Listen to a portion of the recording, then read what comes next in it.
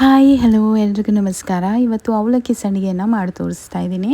ನಾನಿಲ್ಲಿ ಅರ್ಧ ಕೆಜಿ ಆಗೋಷ್ಟು ಅವಲಕ್ಕಿಯಲ್ಲಿ ಮಾಡಿ ತೋರಿಸ್ತಾ ಇದ್ದೀನಿ. ಮಿಕ್ಸರ್ ಜಾರಿಗೆ ಸ್ವಲ್ಪ ಅವಲಕ್ಕಿಯನ್ನು ಹಾಕೊಂಡು ಅದನ್ನ ಫೈನ್ ಪೌಡರ್ ಮಾಡಿ ಮಿಕ್ಸಿಂಗ್ ಬೌಲಿಗೆ ಟ್ರಾನ್ಸ್ಫರ್ ಮಾಡ್ಕೊಳ್ತಾ ಇದ್ದೀನಿ. ಒಂದು ನೆಕ್ಸ್ಟ್ ಸ್ಟೆಪ್, ಅದೇ ಮಿಕ್ಸರ್ ಜಾರಿಗೆ 10 ಹಸಿರು ಮೆಣಸಿನಕಾಯಿಗಳನ್ನ ಹಾಕಿ ಹಾಗೆ 2 ಟೀ ಸ್ಪೂನ್ ಜೀರಿಗೆಯನ್ನು ಹಾಕಿ ತರಿಯಾಗಿ ಬ್ಲೆಂಡ್ ಮಾಡ್ಕೊಂಡು ಮಿಕ್ಸಿಂಗ್ ಬೌಲಿಗೆ ಹಾಕಿ ರುಚಿಗೆ ತಕ್ಕಷ್ಟು ಉಪ್ಪನ್ನು ಹಾಕಿ ಸ್ವಲ್ಪನೇ ನೀರನ್ನು ಹಾಕಿ ಅವಲಕ್ಕಿಯನ್ನು ಚೆನ್ನಾಗಿ ಮಿಕ್ಸ್ ಮಾಡಬೇಕಾಗುತ್ತೆ.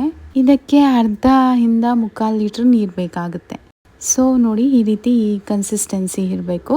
ಆಗ ನಾನು ಪ್ಲೇಟ್ ಮೇಲೆ ಈ ರೀತಿಯಾಗಿ ಹಾಕ್ತಾ ಇದ್ದೀನಿ ಅವಲಕ್ಕಿ ಸಂಡಿಗೆಯನ್ನು. ಹಾಗೆ ಶೀಟ್ ಮೇಲೆ ಸಹ ಹಾಕ್ತಾ ಇದ್ದೀನಿ. ನಿಮಗೆ ಯಾವ ಡಿಸೈರ್ ಶೇಪ್ ಬೇಕೋ ಆ ಶೇಪಲ್ಲಿ ಮಾಡ್ಕೊಳ್ಬೋದು ಸಂಡಿಗೆನ. ನಾನು ಪ್ಲೇಟ್ ಮೇಲೆ ಮತ್ತೆ ಶೀಟ್ ಮೇಲೆ ಹಾಕಿದ್ದೀನಿ. ಸೊ ಇದನ್ನು 2 ಡೇಸ್ ಸನ್ ಡ್ರೈ ಮಾಡ್ತಾ ಇದ್ದೀನಿ. ಈ ಬಿಸಿಲು ತುಂಬಾನೇ ಇರೋದ್ರಿಂದ 2 ದಿನದಲ್ಲೇ ಸಂಡಿಗೆ ರೆಡಿ ಆಗುತ್ತೆ. ನೀವು ಟ್ರೈ ಮಾಡಿ ಹೇಗಾಯಿತು ಅಂತ ತಿಳಿಸಿ.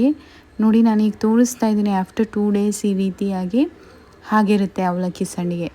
ಇದನ್ನು ಒಂದು ಸರ್ವಿಂಗ್ ಬೌಲಿಗೆ ಟ್ರಾನ್ಸ್ಫರ್ ಮಾಡ್ಕೊಂಡಿದ್ದೀನಿ. ಈಗ ನಾನು ಎಣ್ಣೆಯಲ್ಲಿ ಹಾಕಿ ಕರಿತಾ ಇದ್ದೀನಿ ಅವಲಕ್ಕಿ ಸಂಡಿಗೆನ.